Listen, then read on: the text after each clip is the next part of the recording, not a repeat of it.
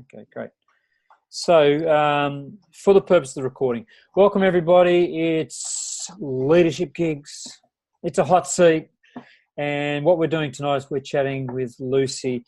Lucy, welcome. Thank you. I'm honoured to be the first one interviewed this year. Yeah. You've had a really exciting month. Yeah, I've just been reflecting on it today of how much I've actually achieved. Yeah. And I'm pinching myself to a degree, feeling really blessed, not complacent at all, and reflecting on all the lessons so I can keep on building. Yeah. So tell me, just for people who are listening, tell us what happened, because the reason we asked you to come on and talk, again, the dogs, sorry. The reason we asked you to come on and talk is you picked up a coaching gig. Okay. And obviously share what you can share about it, because it's not so much how did you get the gig, but really I want to know what my interest in is what are you going to do with these people? Where are you going to take that? So just over to you. So tell us what you can about the client that you picked up. Well, I can be quite open about it because we've signed the contract now, so that's all awesome. Yeah. Essentially, I've got a LinkedIn message, just saying, out of interest, we're looking for a 5 behaviours of a cohesive team program. Is this something you do? And if so, can we have a call? Yep. So I responded within minutes because everything's on my phone now. So as soon as I get an alert, I can respond. Yep. And we set up the call that same day. And I did a little bit of research as to who the company were, because I thought, well, I recognise them. And they're a company called Amcor, and they are the market leaders in packaging for the food industry, essentially. Right. Yeah. So there was a little bit of ethical thing where I'm trying to reduce plastic. So I checked all of their corporate responsibility, and they're very sustainable. So I thought that ticks that box. And I had a look online, and it said it had 198 sites globally. So I was thinking, oh my God, pinching myself. So I then wrote down a list of questions that I wanted clarifying. So when we jumped on the call, I gave them the opportunity to ask whatever questions they wanted, and I did my proper pitch. And then I asked them lots of quite meaningful questions to actually see whether this was the right program for them. And essentially, we talked prices and we talked dates, etc. So I thought, well, we're on to a winner here. And I sent a proposal there and then. And within a week, I was on with the global HR head of director or VP or whatever they call themselves. And she was really tough. She'd worked in leadership and talent for a long time, so she really knew her stuff. But there was nothing I couldn't answer. I was fully prepared, and we've come up with what is actually my standard package that I offer to them. But it was more about my approach, what they were looking for. Now, for an HR company, an HR department, there's 11 of them, these HR directors all the way around the world, but they'd actually got the lowest employment engagement score for any department around the country, the world, which is bizarre. Yeah. So I did lots of qualifying about what's that all about. Yeah. So just out of interest, what is it? What is this company doing right in HR for a start off? Because I've got 2 questions here, but part 1 is, what are they doing that's working? Well, what they've done is they've gone through a big transformation. So they've had quite a lot of a restructure. So there's a lot of new people coming in. Yeah. And it's been a lot around processes. They've been doing a lot of the operational stuff rather than really thinking about the people, the organisation, and the culture. So that's what they're doing right now. They recognise there's a problem, and they're going to start with a strategy to move forward. Okay. And what they're hoping is, through the program that I run, that all of the HR directors are going to love the work, and then we work on a global basis to cascade that to all 198 sites. So it could be huge. It sounds it. What in your words, what do you think their problem is? Their problem is they're all working in silos. So they're only, so the HR directors are focused on one site. So they're looking after the general managers or the head of operations in that country or that unit. And their alliance is to them and not to the HR function in itself.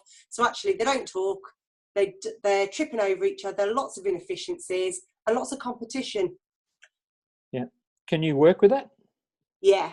And the reason why I say I can work with that is because the vice president or the head honcho is very clear that this is the direction that they want to take them with. And so one of the qualifying questions was, how committed are they to do the work when I'm not around? And of course I added on some, I can be there and we can have monthly coaching calls and keep you motivated. But I had to hear that this really mattered to them. And yeah, she set all of her goals and all of her objectives around making this work. So I know she's committed. I can work with her. Yeah. It may mean some of the other guys are let go, but they're the tough conversations that we have along the way. So does it look like it's going to be like a pilot and then roll out? Yeah, essentially I've got to win this group over. And if I can win them over, which I'm very confident I can do, if I can win them over, then yeah, it will go international. Yeah. So going into this gig, are you going to do any like pre-testing, or is there anything you do like as an orientation to it, or? Yeah. So we've generally there's an onboarding process, and so what we've agreed, which is unusual, but we've agreed to do this together, is she wants me to have an hour's onboarding call with each one of the delegates, and that's because she is expecting resistance. So she wants me as an outsider to answer any questions, to get them familiar with me and see my approach so I'm non-threatening, but they know I'm an expert. So that's going to be a huge amount of work starting the first week in March. And then a couple of days later, we will send them a link to the 5 behaviours assessment, which is a Wiley run product. And they'll do this confidential online selection, and that's when we'll get this scorecard. And that's why I love working with this product, because it gives you data, and we all know that data driven is the way industry is going. They can measure it. Yeah. So initially, if I got this right, you're going to work with 11 of their HR people. Yeah. And so you're going to do the 5 behaviours, and you said that's like a psychometric or it's a scorecard. What does it measure? Cool. All right, so there's 5 behaviours, and it's done on a triangle basis, and the bottom of the triangle is trust, and it's all around vulnerability-based trust. So it's about them being able to be open and sharing, be able to admit mistakes, their strengths, their weaknesses.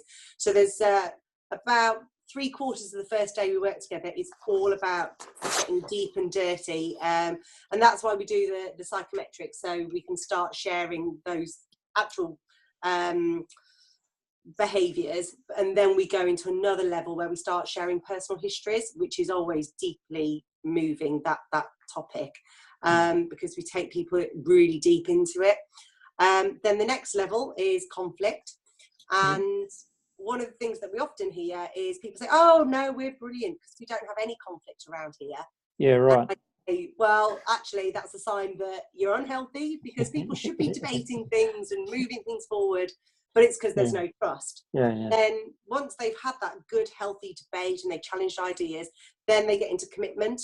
And this is something that, again, a lot of companies say, we have great commitment around here, our team are working 100%, and then we say, well, at the end of a meeting, who is doing what by when, who is going to be accountable, how are you going to communicate this? And they look at me like I'm stupid. And I mean, these are really basic things, but yeah, there's this whole piece around that. Then we move into accountability, and it's not about what we tend to see is the triangle where people are moaning about their peers because they haven't done something, so they go to the top boss who then has to come back down again. And actually we say, you're a team, you should be able to talk to each other and hold each other accountable. And then ultimately that filters to results, because if you focus on what you want, you hold people accountable, you commit, etc., you get the results. And then about 6 to 12 months later, they do a progress report. So they go back, do another assessment, and they can actually see this is where you were, this is where you've moved on. And what I also love about this model is, or the way that I run it essentially, is all of the discussion points that go through, we capture actions that then form their strategy that they all commit to. So therefore they've got something tangible. It's real life business problems we focus on, not theory. Yeah. Yeah. So the starting point obviously is that assessment piece. Yeah. Do you then go in and make recommendations? Like if you've interviewed all 11 people, do you then go back and give a who are you going to relate to? You're going to report back to the head HR person. So I take my assistant with me, and her role is to be almost chief observer for the 2 days. Mm-hmm. And so as I'm facilitating, she's watching body language, watching comments, and tries to, she's my eyes and ears. And at the end of it, we write a really big comprehensive report on each individual, the behaviours, and then we write all of the commitments that they've said they're going to take forward. That report then goes back to the top person, the client. And then generally we follow that up with a big debrief phone call. Then about a quarter later, we should get together, and it'll probably be done by Skype or Zoom, but we'll get together as a group, and I will facilitate a meeting so everybody can reconnect, remember, share their successes, to just focus them again. We can do some group coaching around some of the issues, and then at 6 months we're getting back together again to do the final assessment. But generally it's a six month to a 12-month program. Right. So you'll do the assessment piece, then you'll go and work one-on-one. What does a one-on-one encounter look like? What's it going to look like let's say I'm one of the HR guys? What would that look like? So in terms of the conversations, it'll be very much a coaching conversation to find out what are the areas that they are excelling at, but what are the bits that they're really struggling with. And it's usually an inner turmoil that they just can't move forward on. And it's that opportunity. So I will pass it back to them, whatever they come back with, it's that holding them accountable. So what are you going to do to move it forward? And often it'll come back to the trust things again, that they don't yet trust their peers. But that will be done in a confidential space, so they can be open. But then I will summarise high-level findings to the HRD. Yeah, I'm sure people listening right now have got some questions. If you've got one, wave at me, and I'll just unmute you and let them. So Ian's waving vigorously here. We'll unmute Ian. Hi, Ian. Over to you, man. Hi, how are we all? Hi there. Yeah, good. So interesting. You're talking about just running the 5 behaviours for the HR team. Is the HR director, the head honcho, as you call him or her, on the board of the business? Yes. Because I guess the long term idea is that you want to get these behaviours running throughout the whole business. Yeah, so that's why I said I think it's VP. It's that vice something that they've got. So they're at the top of the global board, and then they've got these 10 other individuals who are running either as HRDs, or they've got the head of IS and the head of recruitment and talent. So they've got these different ones. Right. They've got teams. Yeah, I suspect a key criteria for success will be getting the boss of the organisation, not just the boss of HR, bought in. Do you have a view on that yet? Well, Lucy? What I'm very pleased about is the VP woman she's a huge fan of the work of Lencioni anyway, so she's sold this as the way forward. So I think she sold it as, this is what we're going to test, and we're going to see if this is the right program, the right facilitator, these are the feedback, etc. And then after 6 months it'll be, this is where we were, this is where we are now, look, this stuff really works. The other thing that I've suggested to them, because they mentioned that they wanted to do a leadership development program, and I said, oh, incidentally, that's what I do. But I also suggested that if this is really going to be their culture change, they need to implement that as part of their leadership development program. So they're not just hitting it at the top. And with the HR directors, they're actually taking it with that next level of talent. So it's already operationally horizontal. Yeah. And they like that idea, yeah. Yeah, and if you extend, you know that I'm a Lencioni fan as well. And if you think to the advantage and the importance of getting that leadership team, setting clarity for the whole organisation, is that something you're planning to tackle? Well, what the aim is that I am going to be their guru, their right side person for the cultural development. And so bringing this to life is absolutely where I want to be pinned as their external person. Right. However, I think what they would like to be able to do is to eventually run this in-house. Yeah. And they're using me as train the trainer as such, Yeah. which is fine, because then I might be running their leadership program. And now they know me, I'm just seeing the ripples are just going to get bigger. Yeah. Very good. Excellent. Thank you.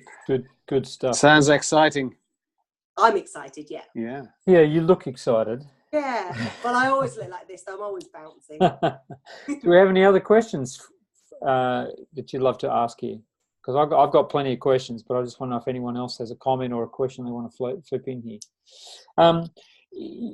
Question I've got for you, and this is one that I've run up when I've done sort of corporate gigs, is that you're working with one person who says, someone at the top says, we need this, and these are the people you've got to meet. And you go and meet these people, and they will share information with you.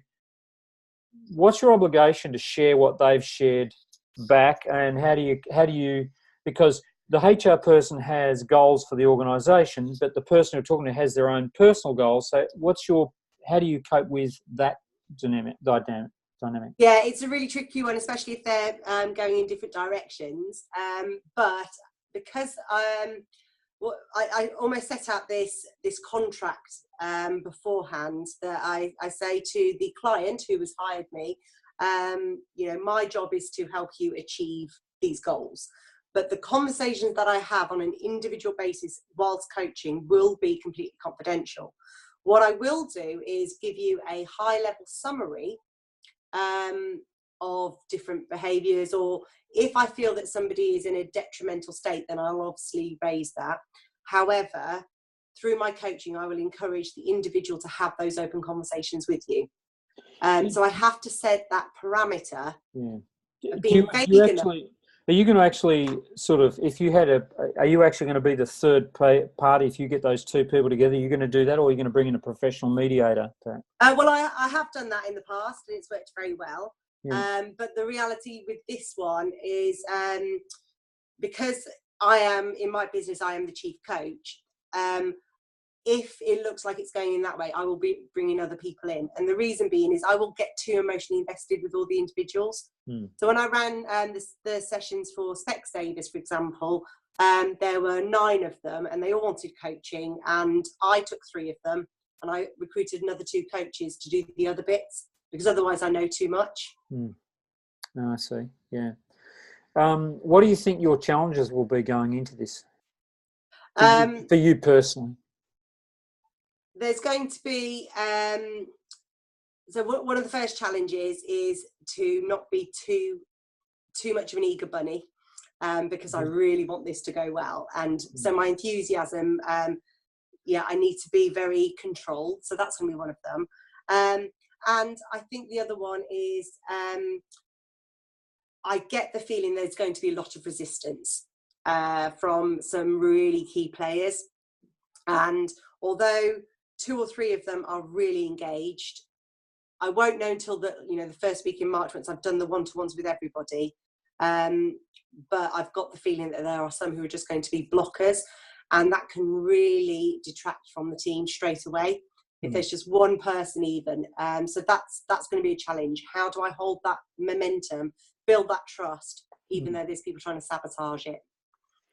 Yeah, I mean, there's one thing to be resistance. There's another thing to be malicious and sabotaging as well, isn't it? So yeah, and from what the head person's told me, that they're concerned that there is going to be some of that. So I've already had the conversation and said, so I said, my style is to name what's going on. I said, I create a really safe place that people trust. And through that, I'm then able to, in a really almost like best friend style, call people out on their behaviours. But, you know, I am concerned that if the same person keeps doing it time and time again, how is that going to impact? But you never know with these things. Every time you go into one, it's different. There's always different dynamics. It sounds like you're already taking the pulse of the culture. And when you've got someone at the top telling you, I expect resistance, what does that tell you? What does that flag? Well, culturally.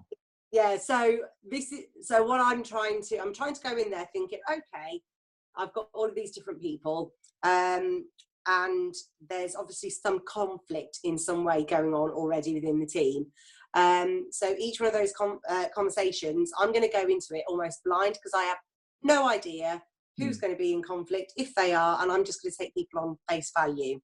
But I'm hoping through those conversations I'll be able to pick up on who it is, but then I'll be able to say, so what's really going on? What would help you to feel comfortable? Is there anything you need to share with me? So we can start creating that trust at that point. But yeah, if what's happened in the past where they've told me the names of the people, what those issues are, it's at that point that I start being influenced. Yeah, Ian's got a question for you.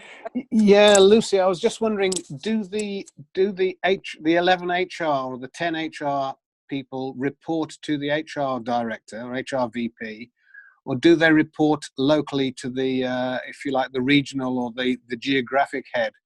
Because I think understanding that will be a key element in this. Yeah, so 4 of them report directly and solely to this person. Yeah. The others all who are classed as HR directors, all report into there, but they've also got this dotted line to the regional general manager. However, their allegiance and alliance seems to be towards the people who they work with every day, who are the operational the sites. So that's where the problem people are going to be. Yeah, and they genuinely don't believe that they are a team at the moment.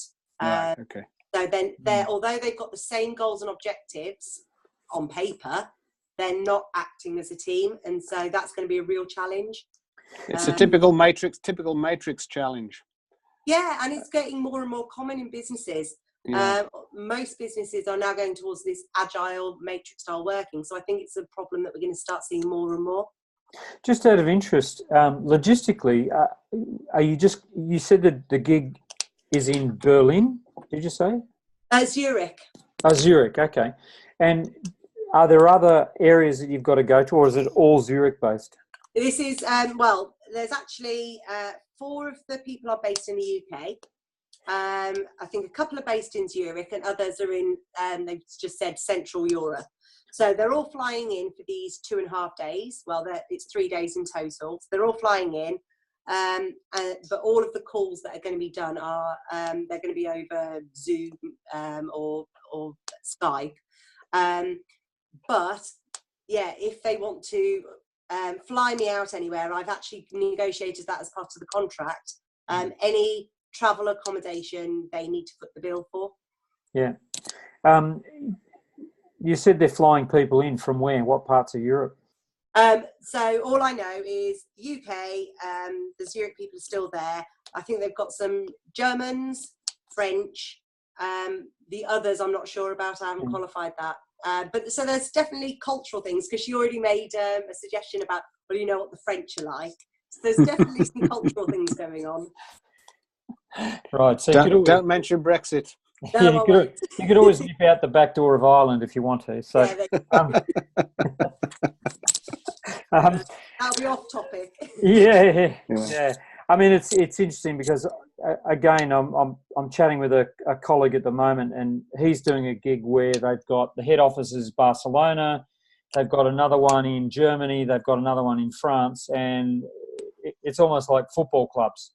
You know, they're rival. They work for the same company, but it's rival football clubs, and you know. That's what I'm guessing is going on in this one. Yeah, that's a challenge. Yeah, well, one of my other clients I work with at the moment, Trelleborg, they've got 98 sites, and I was out in Malta with them in October, and Malta is like the Holy Grail. And every time I go to a different site, it's almost like everything is measured against this particular site. And yeah, there's a lot of envy and knocking each other down. So it's common. So I've got two more questions, and then I said we'd keep it nice and short and sharp. Firstly, it really goes to the start of the journey, and the journey was that you're on LinkedIn, right? And so really talk about how are you using LinkedIn? Because a lot of people say, does LinkedIn work? Do you get business? I get business from LinkedIn, a lot of business through LinkedIn. Was it just that you were trolling through this one day, or they emailed you directly? However, I asked them, how did you find me? Got it, yeah. And they said that they'd been observing me for a while. Right. So essentially they'd searched the 5 behaviours. They were looking for this specific product. So that is one of the things that I would say to other people out there. Make sure if you sell certain products or you something that is industry known, be very, very specific. And I think in some lovely LinkedIn gurus said, oh no, make it all flouncy and you make these huge impacts. People don't search on that. No. So I've gone right back. It says author, coach, leadership team, 5 behaviours, everything disc, and it's got that in my title. So that really matters. Yeah. LinkedIn's changed their algorithm to more of a search function. So you've got to have those keywords in there now. Yeah. Yeah. And the other thing is all of my content. I try and post something every single day. I probably post an article at least once a month. And I put videos on there. I comment on so many things. You'd be surprised, whether it's somebody's birthday or somebody's work anniversary or anything tiny, because you don't know who's also looking at their profile and see you pop up. So it is a strategy, but it's working because just last week I had another client, another potential client contact me. So the momentum is growing. Yeah. And the last question is, did you have to haggle or did you get what you asked for? It was really interesting because I went in with a price thinking, oh my God, this is going to be too high. And they said, yeah, that sounds reasonable. So I was like, damn, I should have gone in even higher. Yeah. But I'd actually put the rates up higher than what I normally do. So you should have just said, this is just for the assessment piece. Yes, exactly. Yeah. But this is part 1. They've actually hired me to do even more work now. So, so because I pitched it right, it's clearly worked. Yeah, that's great. That's great. You are excited. I can see that. I am. I can see that. I'm sure we got lots of more questions. I got a lot more questions, but I'm just conscious of the time. We could keep going on and on about this, but hey, congratulations! That's absolutely brilliant. It's one of our crew. Yes, absolutely. doing up to no good on the planet, which I absolutely love. So that's pretty cool. And it might be fun to come back in maybe 3 months and talk to you again and see what insights and learnings you're getting from this as well. Oh, I'd love that. Yeah, I might be a bit grey and full on my head, but hopefully not. Yeah, good stuff. Thank you for inviting me. Lucy, thank you so much for your time. And if you've enjoyed that, we're going hunting. This is a thing that I want to implement this year. I want to do more hot seats with people on leadership gigs. I've learned a lot just by listening to you. There's a lot of really good things, and it's good to hear the enthusiasm and the confidence with which you're going into. I personally believe, and I know this is true of you too, we need good leadership right now. We need a really, really good leadership, and not just benevolent dictatorships and bullying and stuff. We need actually sensible, grown-up leadership. And I think you're just the gal to do it. Thank you. No worries. Good. Thanks a lot. Have a great night. Thanks. We've got all over the planet. Thank you so much for that. And on the catch up when they're recording this, if if people have questions for you, Lucy, how can they contact you? How can they? Well, you can connect with me on LinkedIn. I am the only Lucy Barkas, so on Facebook or on LinkedIn. But use the WhatsApp, join the leadership gigs on Facebook because I'm always on Facebook. So plenty of ways to get in touch. Yeah, and we're having a real fired up conversation on LinkedIn at the moment, aren't we? Yeah, absolutely. Yeah. Boy, I've been thrown under a bus a few times this week. I tell you what. But I want more of that, please. I like those. Yeah, it's good fun. Yeah, good fun. Great. Thanks very much, guys. Have a great day, great evening, or great morning, wherever you are in the world. And we shall be back at you real soon. Cheers. Cool. Bye.